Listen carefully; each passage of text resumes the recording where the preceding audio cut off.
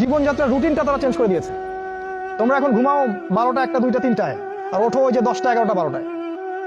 তোমরা আর রাসূলের সুন্নাহ অনুযায়ী চলো না। আমাদের চাচারা ঘুমাতেন 9টায়, ওই যে ভোর 4টায় উঠতেন, তাহাজ্জুদ পড়তেন, তারপরে নামাজ পড়তেন, মাঠে কাজ করতে যেতেন। তাদের যে ফিজিক্যাল স্ট্রেংথ এটা তোমাদের মধ্যে নাই। যদি আবারও মুক্তিযুদ্ধ হয় তোমরা কিছুই করতে পারবে না দেশের জন্য। ওটা পেঁচার পরে লাভ নাই যে সোনার প্রজন্ম তৈরি করতেছে, এগুলো বোগাস কথাবার্তা।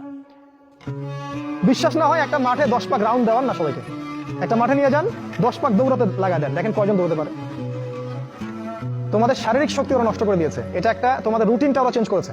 তোমাদের হাতে ধরিয়ে দিয়েছে smartphone, laptop, internet, Facebooking, YouTubing, সারাদিন সারা রাত ওই মোবাইলের পিছনেই বসে আছে। আমি শহরের ছেলে তো, আমি তো আরো ভালো জানি আপনাদের চাইতে। রাস্তায় হাঁটি, মাথা উপরে তুলে হাঁটে না, মাথা নিচের দিকে তুলেই হাঁটি। কার সাথে ধাক্কা লাগছে, কার সাথে কি হচ্ছে টেরই পায় না।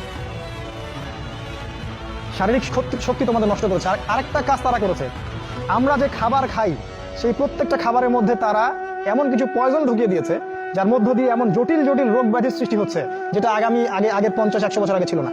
বিশ্বাস না হলে আপনি চেক করে দেখেন। এখন যত খাবার তোমরা খাও, বাইরের খাবার, ম্যানুফ্যাকচার্ড খাবার, এই প্রতিটা খাবার তোমাদের শরীরের জন্য ক্ষতিকর। যা খাচ্ছ বাইরের ম্যানুফ্যাকচার্ড, এই যে ড্রিঙ্কস গুলো খাচ্ছ, এই যে ফুড গুলো খাচ্ছ, ফাস্ট ফুড খাচ্ছ, এই যে হোটেলগুলোতে খাচ্ছ, হাইজেনিক কোনো খাবারই তোমরা খাচ্ছ না। অথচ আমাদের এই চাচাদের দিকে তাকিয়ে দেখো, তারা সব দেশি জিনিসপত্র খেয়ে খেয়ে বড় হয়েছেন। ওই সময় ফ্রেশ বাতাস, ফ্রেশ খাবার, এখনো তারা স্ট্রং।